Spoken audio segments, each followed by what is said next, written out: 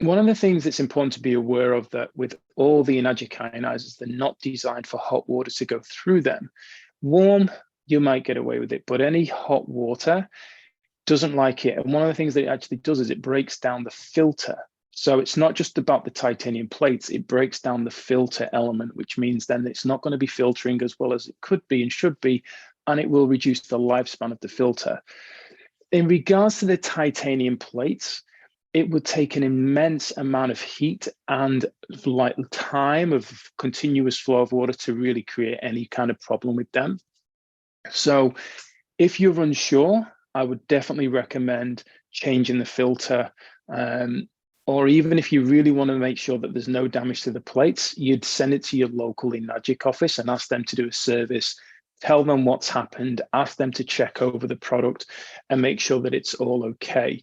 But it's really the filter element that we want to watch out for, because that's going to reduce the filter lifespan. And because it's a simple product to basically change, just buy a new one, put it in, all good.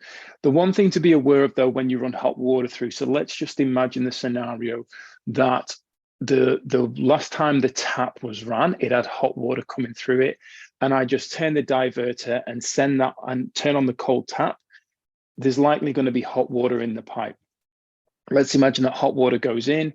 Then what's going to happen is, unless the cold comes in quick, the ionizer is probably going to give me a notification that it's hot water.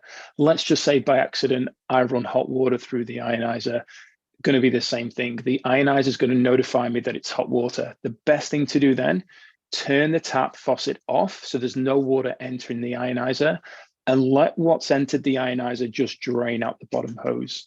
From there, what you're going to do is you're going to then turn the diverter back so the water comes out of the actual tap, the faucet, and make sure it's on cold. Once the water's cold and it's coming through the tap faucet and there's nothing draining anymore out of the ionizer, then send the cold water through the ionizer. What that's actually going to do is then flush out anything that may be remaining in there and make sure then it's cold water going through. So it's a simple thing you can do just to help make sure that you get cold water going through your ionizer, and that's what you get from a point of Kangen water or any of the other water levels that you want.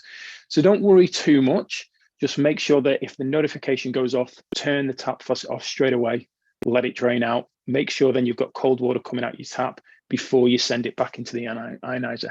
Enjoying my YouTube channel? Please make sure you hit the subscribe button and notification bell to receive further value.